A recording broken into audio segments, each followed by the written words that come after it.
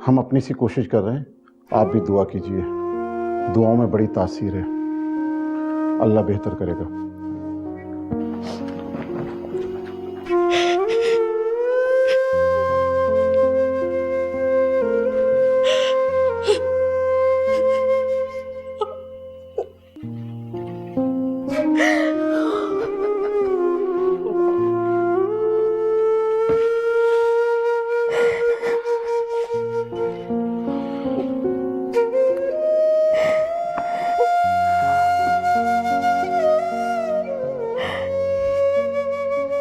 देखो नीलू,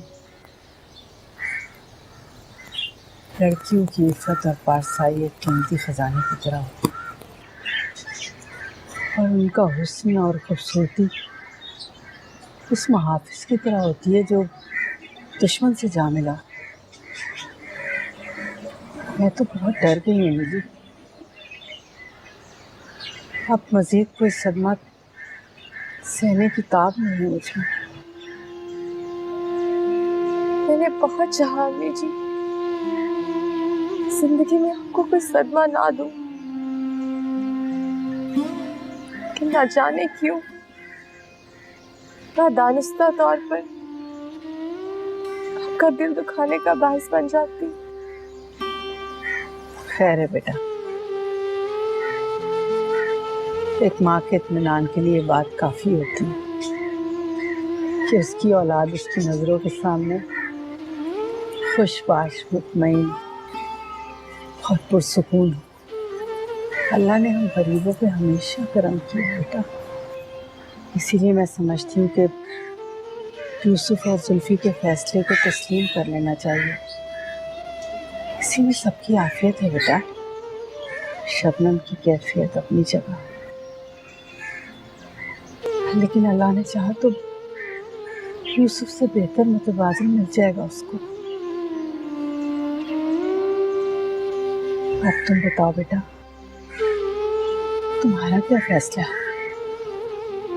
मैंने हर फैसले का इख्तियार आपको सौंप दिया अम्मी जी, आप जो बेहतर समझे करें।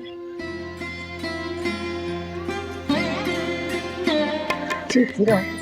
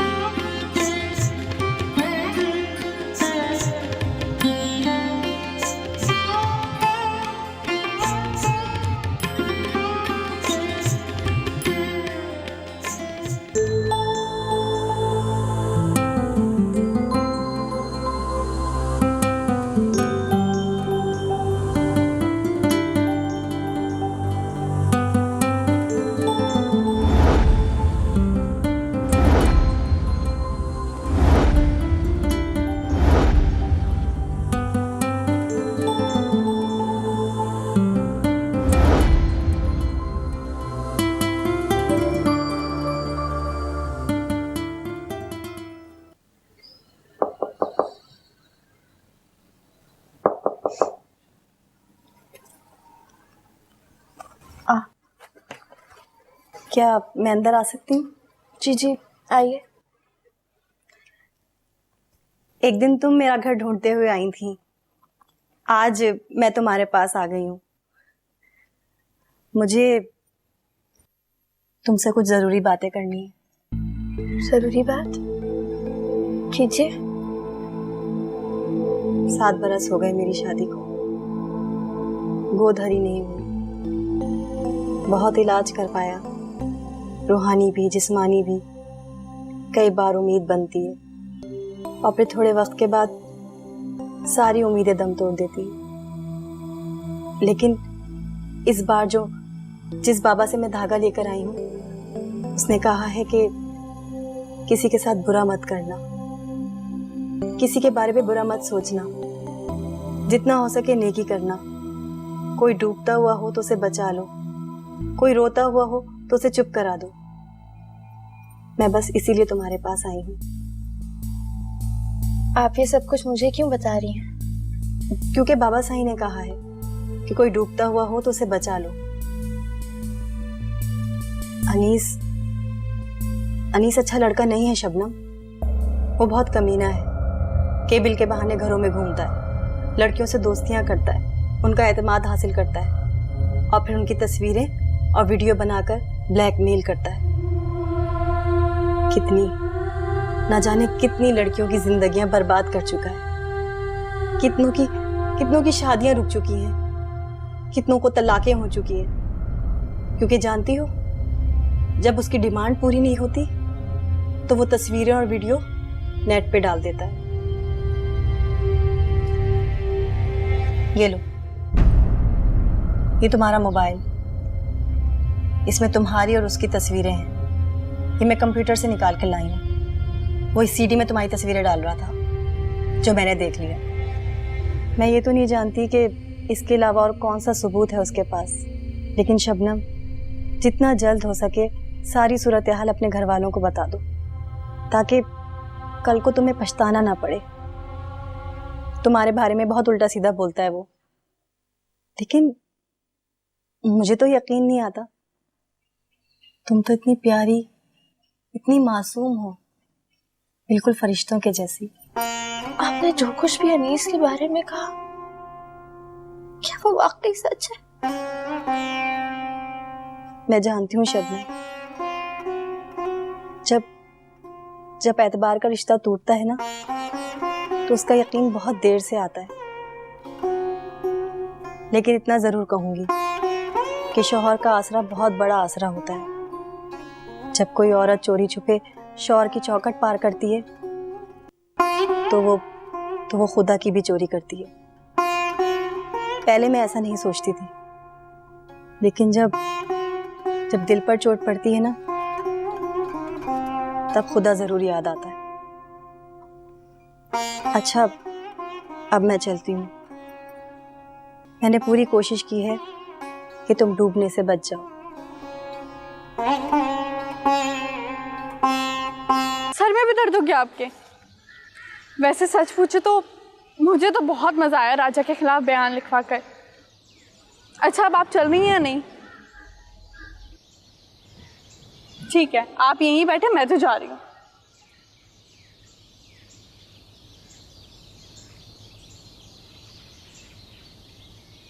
ये सब अल्लाह के काम है बेटा। बेशक आंटी, बेशक आप सही कह रहे हैं। एक बात तो बताओ बेटा, तुमने शादी क्यों नहीं की अब तक? तन्हा क्यों है? शादी की थी, मगर हुई नहीं। मतलब? मेरी शादी मेरी खालाजाद बहन के साथ हुई थी। बचपन की मंगनी थी। बचपन से ही जहन में यही खाका बना हुआ था। शादी की तारीख तय हुई, शादी का दिन आ पहुंचा। बारात लड़की वालों के घर पहुंची और बगैर दुल्हन के वापस आ गई। क्या बारात बगैर दुल्हन के वापस आ गई? उसने मेहंदी की रात को अपने घर वालों से छुपकर अपने किसी क्लास फेलो के साथ निकाह कर लिया। बहुत अफसोस हुआ बेटा। खुदा हर लड़की को अक्ल सलीम अता करे, ना अच्छा बुरा समझने। जी आंटी, जो होना था वो तो हो गया। दुख तो इस बात का है कि ये सदमा मेरी माँ नहीं बर्दाश्त कर सकी और उस वाक़ये के 3 महीने बाद उनका इंतकाल हो गया। बस फिर जैसे शादी से दिल ही उजाड़ हो गया। खैर, इस वाक़ये को गुजरे तकरीबन 2 साल हो गए। अब तो तन्हा रहने की आदत सी हो गई है। अपने आप से बातें करता हूँ और अपने आप को ही खुश रखता हूँ। छोड़े आंटी, पता नहीं क्या बातें लेकर बैठ गया हूँ मैं। बहुत ज़्यादा वक्त ले लिया मैंने आपका, मैं चलता हूँ। नहीं बेटा, वक्त तो हमने तुम्हारा लिया। चलिए, ये बयानात वाला मामला भी निपट गया। आपको फिक्र करने की अब कोई ज़रूरत नहीं है। राजा को कोई वकील नहीं बचा सकता। बहुत बहुत शुक्रिया तुम्हारा बेटा। आंटी, इसकी कोई ज़रूरत नहीं, मैं चलता हूँ। अल्लाह हाफ़िज़।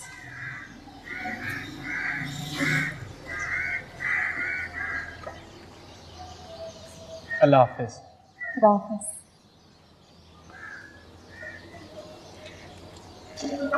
थैंक यू रेशमी।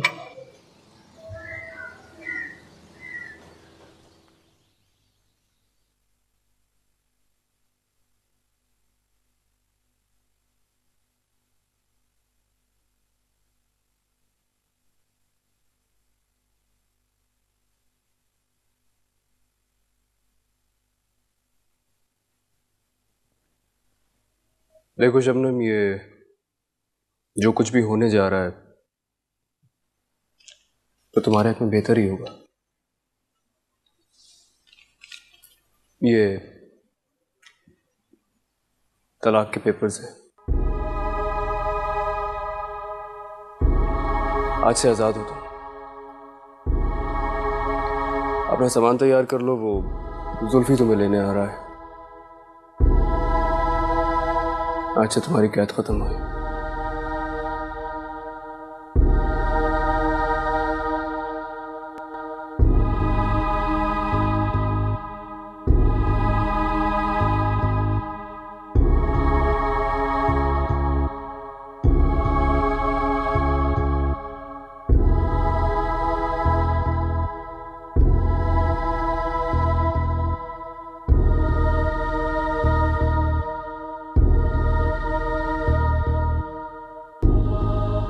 जब यूसुफ ने शबनम को तलाक देने की बात की तो मैं तो चादर उठा के चली आई।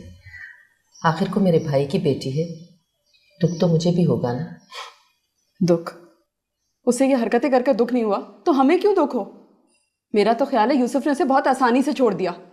नाक रगड़वाता, जमीन पे लकीरें खिंचवाता, घर बिठा के सालों ख्वार करता, तब जाके छोड़ता उसे। रमना, ये तुम नहीं, तुम्हारे अंदर की रकाबत बोल रही है।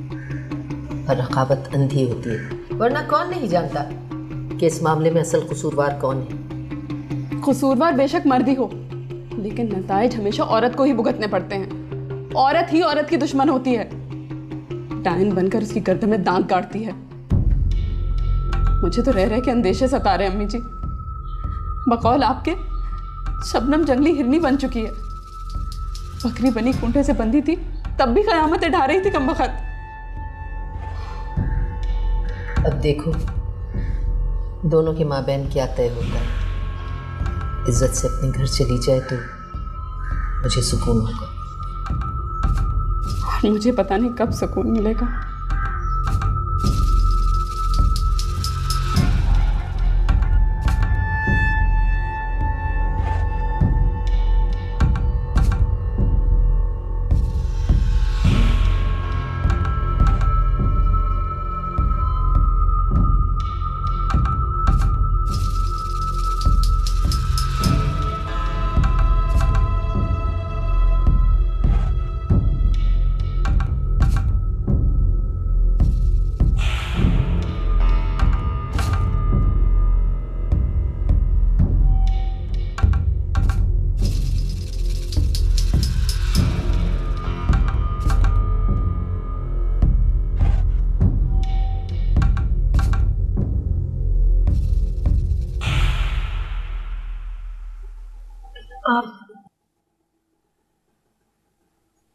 आप क्यों आए यहाँ पर?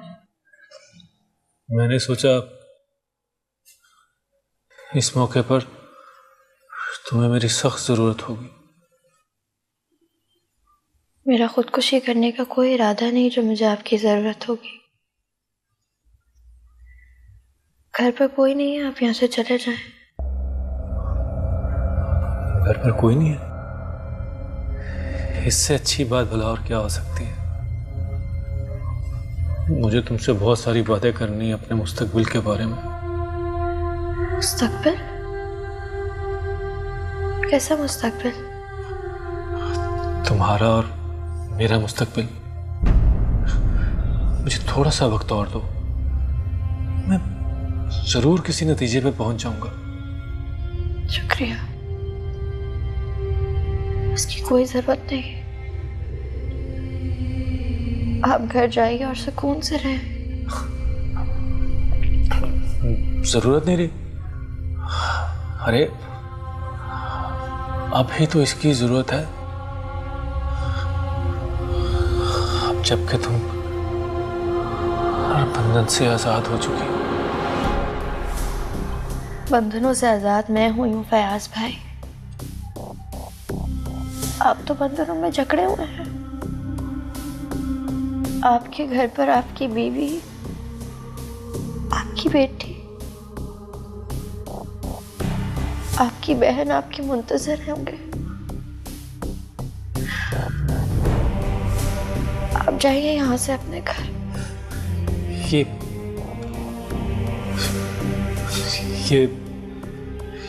क्या क्या कह रही हो तुम?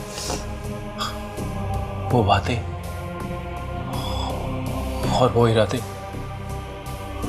वो सब क्या थे? सहरा पर खींची हुई रेत की लकीरें थी, मिट गई।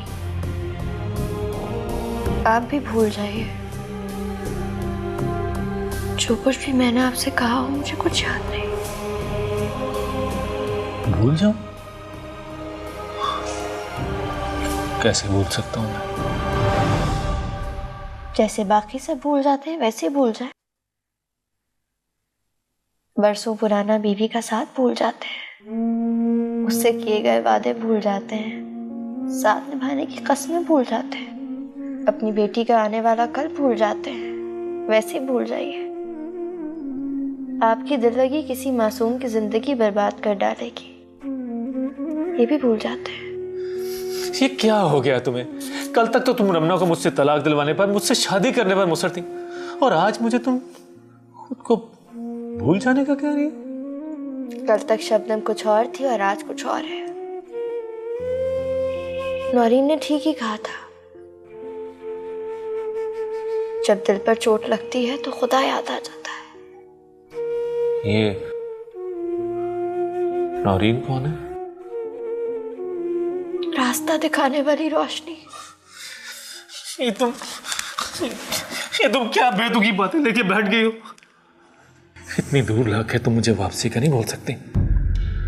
शबनम, मैं तुम्हें हासिल करने की ठान चुका हूँ। फयाज भी मेरा हाथ छोड़े, मैं बहुत आराम से कह रही हूँ, मेरा हाथ छोड़े। नहीं छोड़ेंगे तो नुकसान उठाएंगे। जितना नुकसान होता है हो जाए, फिलहाल तो मैं इस हुस्न के सामने हूँ और मुझे किसी बात की कोई परवाह नहीं है। मेरे हाथ छोड़े। मेरे ख्वाबों का दिया, मेरे ख्वाबों का दिया।